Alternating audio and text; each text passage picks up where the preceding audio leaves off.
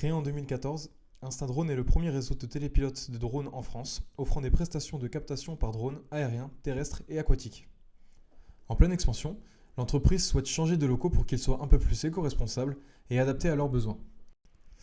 Nous avons alors décidé d'accepter leur défi, qui est, dans nos futurs locaux, comment réduire notre consommation d'énergie et notre empreinte carbone à zéro émission en privilégiant l'autoconsommation. Donc ici c'est une assez grande idée qu'on pense très réalisable, puisque tout simplement ça va être donc d'équiper les locaux de mobilier fait à partir de matériaux recyclés et durables. Donc là ici on va remplacer toutes les chaises, on va dire toutes les tables, toutes les étagères qui pourraient ne pas être le plus éco-responsable possible. On voudrait aussi, à travers ce projet, sensibiliser donc, les salariés en leur donnant des réflexes au quotidien pour qu'ils puissent perpétuer donc, notre passage et donc avoir des bons réflexes au quotidien pour par exemple éteindre l'ordinateur lorsqu'ils ne les utilisent pas sur une longue durée.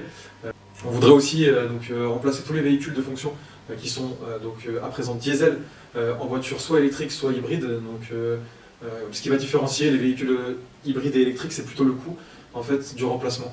Donc avec le groupe, on a aussi vu que certaines lois donc relatives à la transition énergétique pour la croissance verte ont confirmé que l'intérêt d'utiliser des matériaux tels que la fibre de bois par exemple pour l'isolation pourrait être bénéfique dans le secteur du bâtiment et pourrait apporter une plus-value dans ce milieu. C'est aussi pourquoi on essaye donc d'utiliser ce genre de matériaux plutôt que d'autres. Dans toutes nos préconisations, donc en ce qui concerne la durabilité de nos actions, on a essayé globalement de pouvoir rendre le transport de ces moyens assez durable, donc que ça reste dans un réseau qui est local et donc ce qui pourrait logiquement réduire largement l'empreinte carbone. Les panneaux solaires, donc une installation solaire thermique couvre entre 50 et 70% des besoins d'eau chaude, c'est aussi un très bon point dont pourrait bénéficier l'entreprise. Pour le budget total, on a donc estimé toutes ces propositions dans les 70 000 €. Donc voilà, ici c'était qu'un chiffre pour se repérer dans l'espace. Après, bon, on peut essayer de s'arranger pour que ce soit un peu plus haut ou un peu plus bas.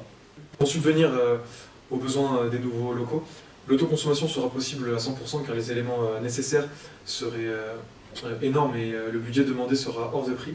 Cependant, il est quand même possible de réduire donc, les consommations énergétiques de l'entreprise en mettant en place les différentes solutions que nous venons de voir. Ce sont évidemment pas les seules, mais celles que nous trouvons donc les plus importantes, les plus pertinentes et faciles à mettre en place donc afin de s'approcher à l'empreinte carbone zéro.